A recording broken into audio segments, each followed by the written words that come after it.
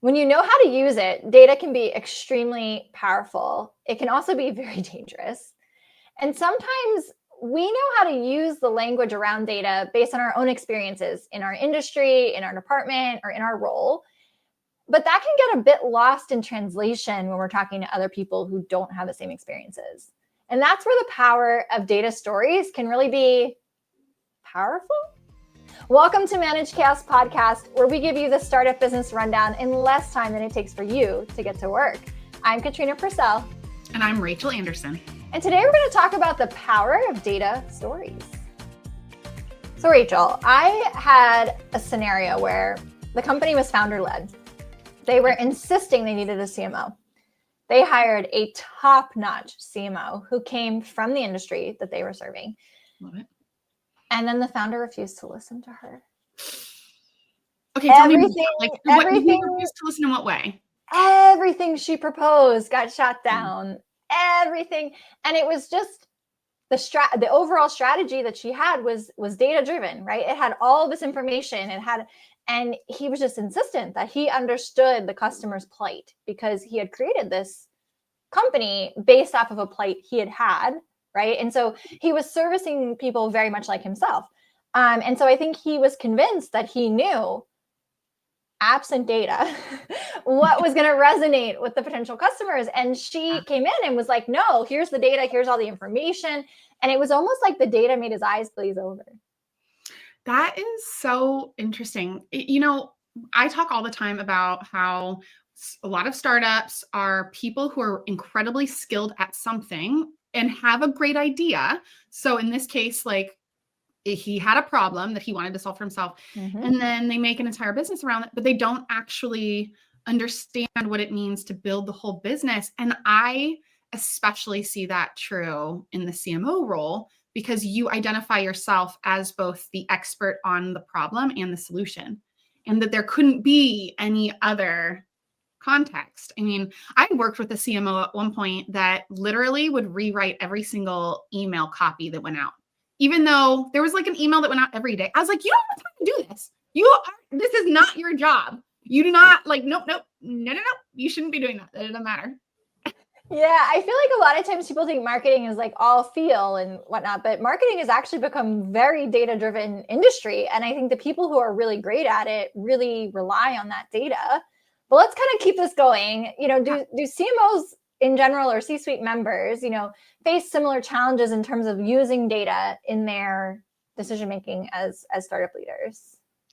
They absolutely do. The evolution of having a marketing person in a C-suite role has happened slowly over many decades. So we've thought of having some C-suite members like CEOs and CFOs as kind of always existing, but that's not necessarily true about the marketing person. So there's definitely a lot of differences in being a CMO for a smaller business and a larger business. And this would be true sort of with private held, public, industry, sector, like over all kinds of different factors. But there's a lot of overlap too. That role really should be strategic thinking about what is applicable to both. But then the strategy itself is different because your audience is different, and then the resources that you have to work with in those roles are really different. So some of the similarities is that, you need to present up to the board. You need to advocate your plans to your peers. You need to be able to lead teams and cast visions to your employees. And so regardless of if you are the seasoned CMO or you're brand new or you're a tiny business or you're a giant business, those are still going to be the same type things that you need to be able to do. And then there's also kind of the smaller aspects where, meaning if you are smaller, there's aspects that you really want to be doing. So as a CMO in a small business, you're probably doing, quote unquote, doing the things more yourself as well. So you're kind of double dipping as a doer and a leader. And you need to be able to understand the tools and the practices and the general outcomes from marketing activities in order to be that kind of strategic. So a lot of times I see this as something that we forget about in the executive function for startup leaders, or at least, startup C-suite members or the equivalent thereof, marketing leaders, product leaders, whatever you kind of call it at your startup. And the need to communicate to your stakeholders, whoever those are in the business, That's really what you need to focus on is can I translate what I truly know and what I need my other team members, executive leaders to know? And can I do that in a way where they can really jump on board? Right. As a leader, I think sometimes people forget that, being a leader is not about doing, it's about inspiring others to do. And in order to do that, you need to be able to speak their language, which might not necessarily be the same as yours, right? They might not have the same vocabulary. They might not understand things in the same way that you do. So let's kind of dig into that a little bit more. How do we start to translate, right? When we say that we need to translate things that might be inherent to you, like how do you go about that? What does that look like?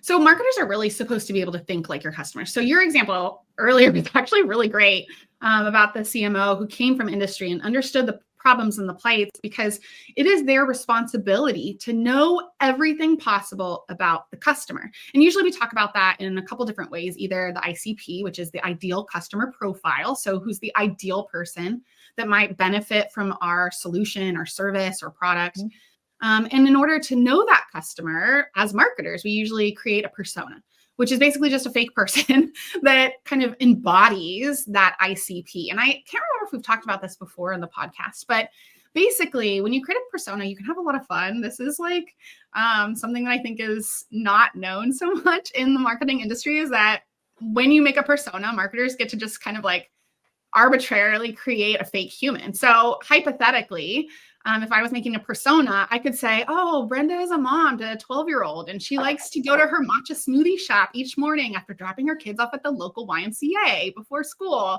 And maybe she works a part-time job where she, I don't know, bikes to and from work while listening to a podcast. Not because she has to, but maybe she, wants to be happy and it makes her happy. Or, maybe, at night she cooks vegan every night and she enjoys watching WWE matches from the 80s, not even current, from the 80s, and retires to her favorite room in the house every evening, right? So like we can have this like whole narrative about someone and then focus in on the biggest problem they face. And so, hypothetically, Brenda might be facing having the time to stay organized, right? With all of her matcha smoothies and biking and work and WWE, she's like, oh, I don't have time. And that's why she would be the perfect persona or person for our containers or our campaign on this thing or our, fill in the blank. And so with that, CMOs and marketing leaders basically become the expert on the customer. We should know their ins and outs. We should know their preferences. We should know where they show up and how they communicate and what kind of solutions they need and the hurdles that they face and what would make their lives easier. And so if we scale that up sort of into more of the like CMO leader kind of function of the business, we should be able to do that also with the people around us in the business. If you think about as a leader, of anything, honestly, it doesn't matter, but especially I think marketers have like a leg up if they think about it like this. But like as a leader, you should be able to think of your peers sometimes as your customer when you're trying to communicate what you're doing or the value of a new idea or a path that you think that they should go on. So hypothetically, for CEOs, they probably are thinking about KPIs and metrics. So what are the KPIs and metrics for performance of the thing you want to do? And how is that going to trend for the business growth over 6 months or a year? For CFOs, though, you'd have a different conversation. You might say, what is the business income to spend ratio of our plans and projections over the next 6 months or a year? Do we need to increase it or pull back? What's our burn rate? For product, it's going to be a different story that you're really going to want to tell. It's going to be, what are the things that are getting the best feedback from our customers? Or what's the most requested item for customers? What are we missing? What is our competitors doing that we haven't done or we're not doing well enough in order to compete? And even HR, what hiring is going to be necessary in our plans as we grow in order to deliver on projected growth. So and you could keep going, right? You're really contextualizing, not just we want to do these programs, we want to have these projects, we want to have these outcomes. You're tailoring that message to the other leaders about your customers in order to really communicate in a way where they understand the value or the reason why you're bringing this to the table. One of the fun challenges that I've seen, and maybe it's not fun, although I always envisioned it's fun for marketing, this might be a whole podcast in and of itself, is sort of when your ideal customer profile is different than your ideal buyer profile. So that the people that you're actually selling to, especially in B2B, are very different than the people who are actually using the end product, right? And so the messaging really has to be different in how you're pitching the people who are going to sign on the dotted line, which is typically like a finance team or a procurement team, versus the people in the company that are actually going to be utilizing your product, who want the different, features and things like that. Whereas the buying team probably just wants to know, is this going to somehow save us money, or how much is this going to cost us? And how you have to basically have a different profile, even for the same product that you're selling within a company, depending on who you're talking to. Yeah, totally. I actually talk about this all the time. We call it usually buyer personas and user personas. And if you think about Brenda, maybe she has a 5-year-old, and that 5-year-old needs notebooks in order to like go to school and like practice their writing and all the things.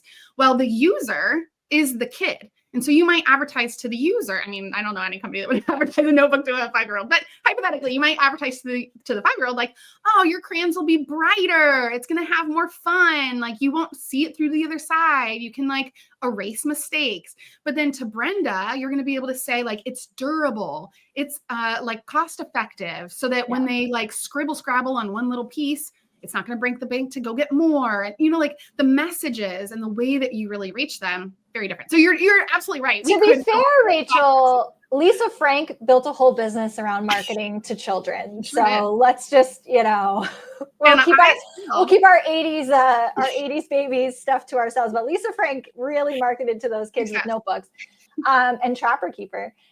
So what are the data stories, and sort of where does that fit in really helping startup leaders, right? So I think sometimes people think, oh, if I'm going to kill them with data, people's eyes are just going to glaze over, right? So like, let's talk through, how do you help people with these data stories? So the first thing I want to say is that there's a lot we can learn from enterprise working companies and how to apply some of the best things that they learn, because they have a lot of money to learn it, into startup business life. And this is what I think is one of those great, great things where somebody else can test it and figure it out, and then you can do it really well. So if you think about, or at least I think about, the utopia that marketing has talked about over the course of my entire career. It's kind of this tech utopia where there's cross-channel marketing or omni-channel marketing, which basically just means that all of your tech that has all these different data sources and does all these different things can suddenly all talk to each other. And there's one place that all those things can get compiled together. And that way you can have one view of everything that's happening to say a more complete narrative with the data. This is something that I have worked with multiple companies. I don't know a place that like doesn't in theory want this utopia, because data can be really tricky, and having data show up in one software could be the product of a different software. And that's measuring different things. And so with the tools that we have now, plus the way AI is really changing automation and the way that we learn, I think it's now possible to have a true sort of tech utopia where a report can drive information across multiple platforms and tech and channels in order to really have one cohesive narrative. But that can still be overwhelming, because that still is just a lot of data coming at you.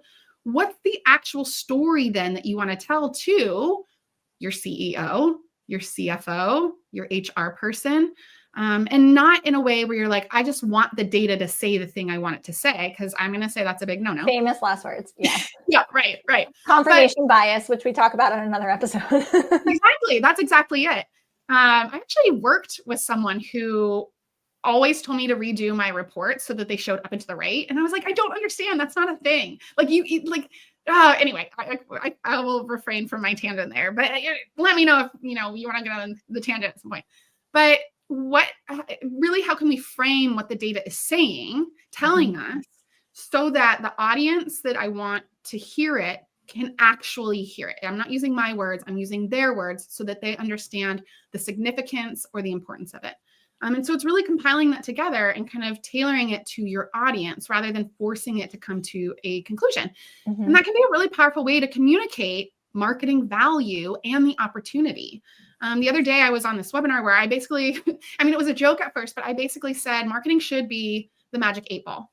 It should be able to forecast 3 to 6 months out. Are we going to hit our sales goals? Are we going to be able to meet, product deadlines? Are we going to be able to achieve, business objectives? Where does the market look like it's turning? How can we help our product be more strong based on what our customer wants? Kind of all these things. And having a data story can really let you package up all that information and give it back to departments so that they can really resonate with that and allow you to help them figure out the parts of the business that maybe feel really nebulous and could be a hard decision to make about where to go and how much spend to do. And, is this even valuable what we're doing? So basically it's really using the genius of marketing to enhance the conversations you're having on your leadership teams. And you get to kind of, regardless of your role, be a cornerstone of that discussion, which is really, honestly, as a startup leader, C-suite vibes, no matter what size you are. C-suite vibes. I feel like that's where we're going to leave it. So that's a wrap on this episode of Managed Chaos Podcast. Thank you so much for joining us this week. Please follow and subscribe on YouTube to help us reach our goal of 5,000 followers this year.